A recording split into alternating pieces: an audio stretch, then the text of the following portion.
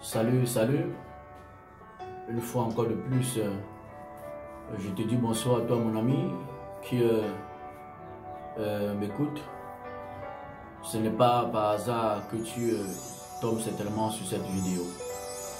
Et je t'invite toi aussi, qui est enfant de Dieu, à partager, n'est-ce pas, cette vidéo. Ça ne te coûtera pas vraiment très grand chose. Si tu as le zèle, n'est-ce pas, du Saint-Esprit qui t'anime.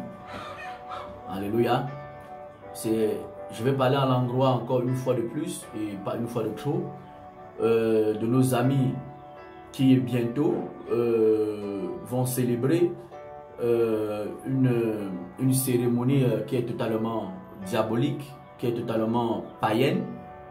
Et cette cérémonie, c'est ce que ils appellent l'Assomption. Voilà, je crois que vous tous, vous avez entendu parler, n'est-ce pas, de l'Assomption.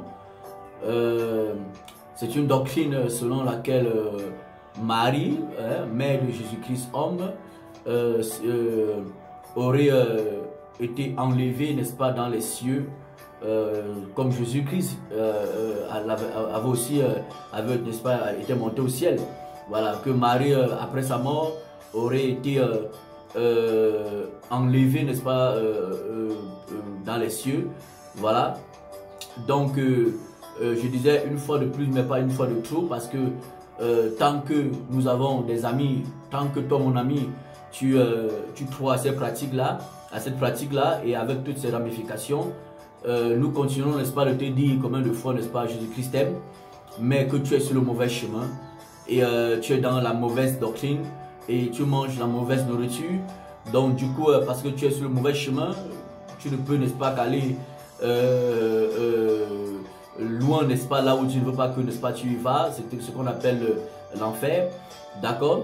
Et que personne ne te trompe, n'est-ce pas, d'une certaine existence du purgatoire où tu vas te reposer en attendant qu'on te purge, n'est-ce pas, de tes péchés, parce que selon la Bible, cela n'existe pas, d'accord? Cela n'existe pas, c'est une pure invention, n'est-ce pas, des hommes. Ok? Voilà, donc la fête de l'Assomption que tu connais et qui sera bientôt célébrée le 15 août, parce que cette fête est célébrée chaque 15 août par ce qu'on appelle l'église catholique romaine, d'accord?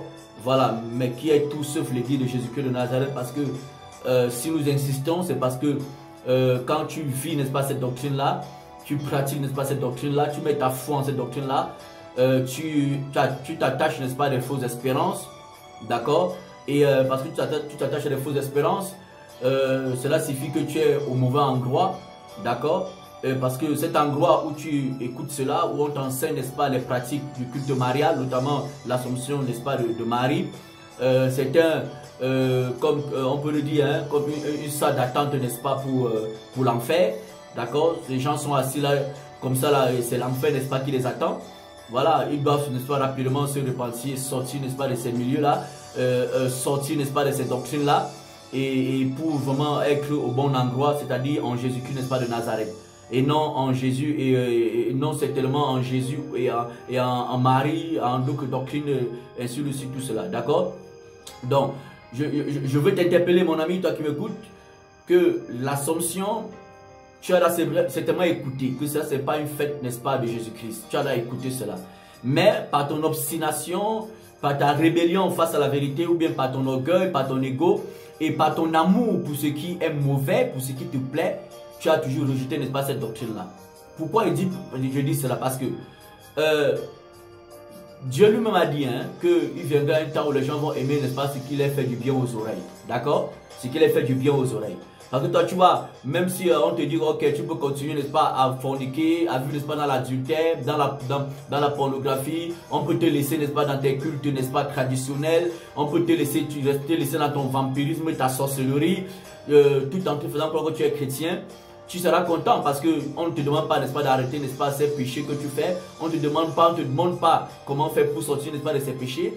Et du coup, tu acceptes cette fausse doctrine telle que l'Assomption de Marie, qu'on t'enseigne, tu acceptes cela, tu pratiques cela. Pourquoi? Parce que les personnes, n'est-ce pas, qui t'enseignent, les personnes qui t'expliquent ce que c'est que la foi en un certain Jésus-Christ de Nazareth, ne te disent pas toute la vérité.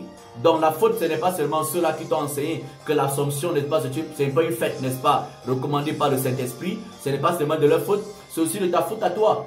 Parce que si on te dit en cours, arrête par exemple de pratiquer la sorcellerie, tu vas dire non.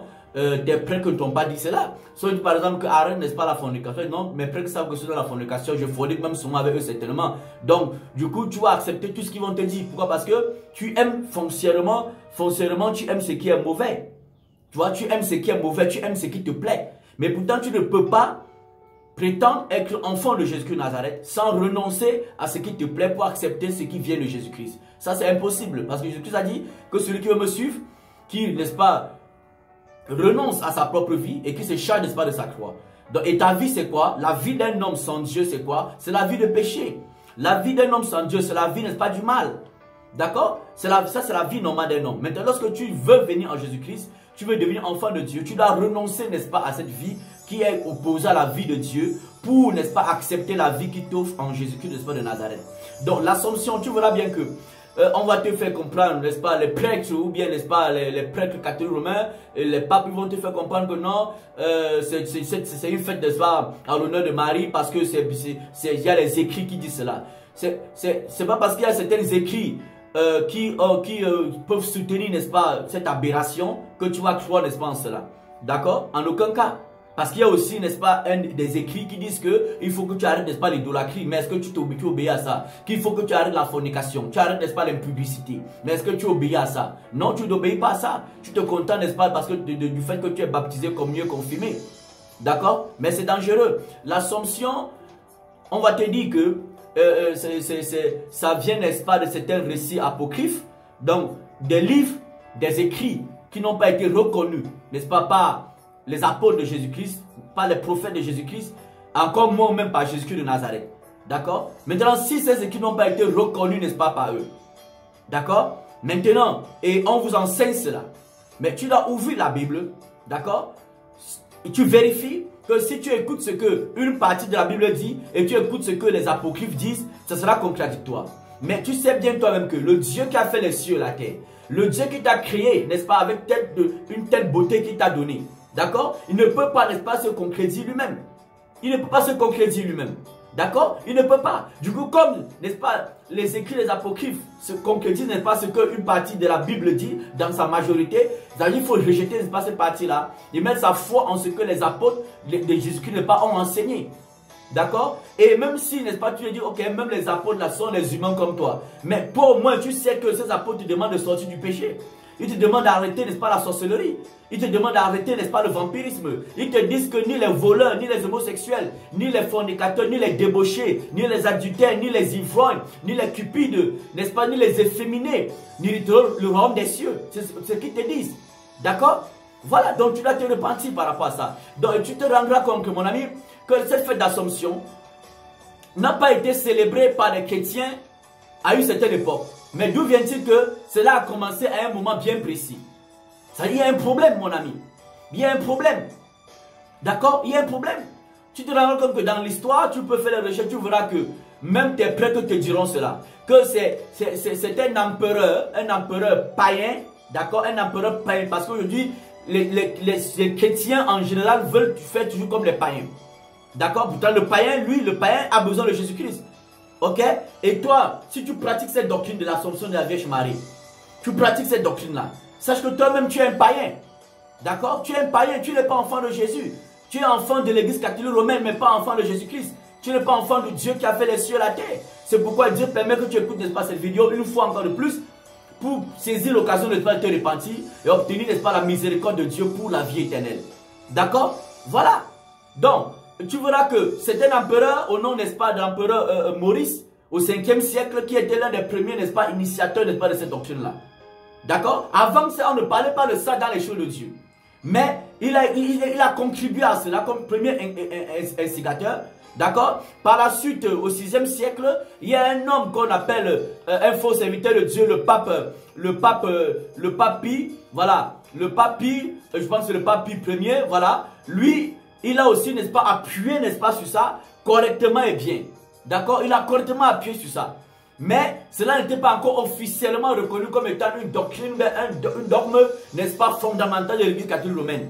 D'accord? Et cela maintenant, c'est vers le 15e siècle, d'accord? Pas vers le 15e, vers le 19e siècle, voilà, que le pape XII, d'accord? Le pape XII, voilà. Tout à l'heure, j'ai parlé d'un autre pape qui était l'initiateur, n'est-ce pas, de cela après, n'est-ce pas, l'empereur Maurice, c'était le pape Théodore Ier, d'accord?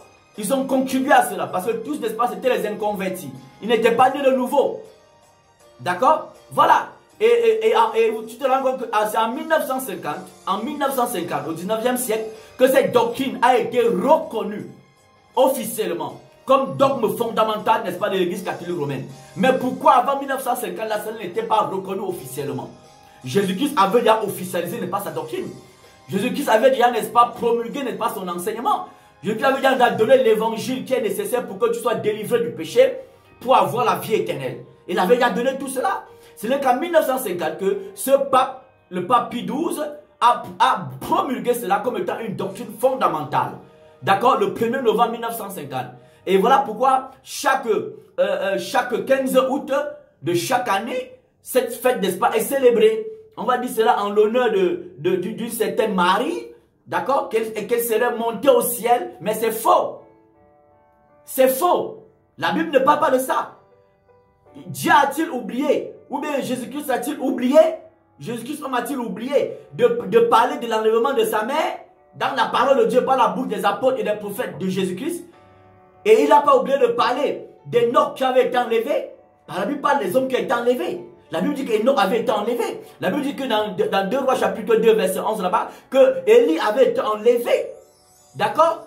Le Seigneur Jésus lui-même, lui-même a été enlevé. Dans le livre de Jean chapitre 3 là-bas, vers le verset 11, il dit personne n'est monté au ciel. Vous comprenez? Jésus-Christ, au temps de Jésus là, et après Jésus là, il dit, Jésus-Christ lui-même dit, personne n'est monté, personne n'est descendu du ciel. Si ce n'est le Fils de l'homme qui est monté dans le ciel, qui est dans le ciel. Tu comprends ça? Donc après Jésus là, il n'y a pas dans la Bible encore quelqu'un qui est enlevé et monté au ciel. Il n'y en a plus. Ou bien chez vous là, on t'a fait comprendre que Jésus-Christ, Marie, serait morte avant Jésus. Si c'est le cas. D'accord? Donc mon ami, ce sont les doctrines démoniaques. Marie n'est jamais montée. Marie est morte. Elle n'est jamais montée au ciel. Elle est, n'est-ce pas, dans la terre. Elle est, n'est-ce pas, gardée son âme. Elle est gardée, n'est-ce pas, en Jésus-Christ. Et, n'est-ce pas, elle attend la résurrection des morts pour avoir un corps glorieux comme celui de Jésus-Christ de Nazareth lorsqu'elle est reçue d'entre les morts. Elle attend la résurrection. D'accord? Quand la trompette va sonner, quand on nous parle la parole de Dieu, tous ceux-là qui sont morts en Jésus-Christ et en la foi en Jésus-Christ vont ressusciter d'entre les morts. Et parmi ces personnes-là, il y a Marie, mère de Jésus-Christ, homme. D'accord, mon ami? Vous voyez? Moi, je n'ai rien à voir avec Marie, qui a eu la grâce de porter Jésus-Christ, homme, n'est-ce pas, dans son ventre. Mais, la doctrine qu'on vous enseigne, n'est-ce pas, concernant cette femme, c'est diabolique. D'accord? C'est diabolique. Voilà pourquoi, en acceptant de telles fausses doctrines, tous les jours, tu es esclave du mensonge. Tu es esclave, n'est-ce pas, du vol. Tu es esclave de tes traditions humaines. Tu es esclave, n'est-ce pas, des choses dont tu as honte.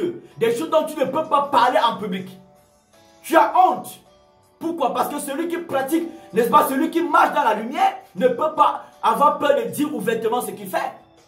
Mais c'est parce que tu acceptes des fausses doctrines que tu es obligé de cacher, n'est-ce pas, tes actions, tes œuvres que tu fais dans les ténèbres.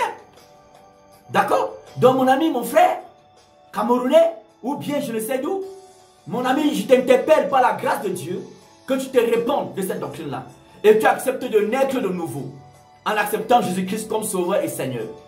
Alléluia, parce que Jésus-Christ t'aime. Et son but, c'est de te délivrer, n'est-ce pas, du péché et te donner la vie éternelle, te pardonner. Parce qu'il t'aime.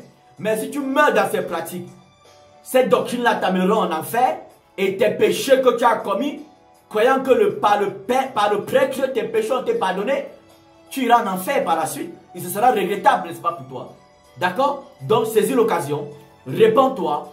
D'accord? Et si tu as besoin de conseils, de savoir comment faire pour naître de nouveau, savoir comment faire pour connaître ce que Dieu veut pour ta vie, si tu as besoin vraiment de te délivrer de la vie, n'est-ce pas, du péché, tu peux, n'est-ce pas, écrire, n'est-ce pas, au numéro qui est sur le site. Et nous allons, n'est-ce pas, par la grâce de Dieu, t'aider à devenir ce que Jésus-Christ veut que tu deviennes. Allez, porte-toi bien et n'oublie pas de partager, de t'abonner et par-dessus tout, de te repentir parce que Jésus-Christ revient. Ne te répands pas en fonction de ce qu'on dit dans ton église, mais répands-toi en fonction, n'est-ce pas, de ce que tu connais la parole de Dieu et en fonction de ce qu'il y a dans ta conscience. Parce que Dieu a mis en toi la connaissance du bien, n'est-ce pas, et du mal. Tu ne peux pas mentir à ta conscience. Tu ne peux pas fuir ta conscience. Voilà pourquoi, au lieu que ta conscience te condamne tous les jours, ta conscience t'amène tous les jours à te cacher, à avoir honte, n'est-ce pas, même de ta vie. Accepte Jésus-Christ de Nazareth. Il te délivrera. Parce que Jésus-Christ t'aime. Allez, partage cette vidéo dans le nom de Jésus-Christ de Nazareth. Allez, shalom à toi. Et j'attends, n'est-ce pas, ton appel pour ta repentance et pour ta délivrance dans le nom de Jésus-Christ.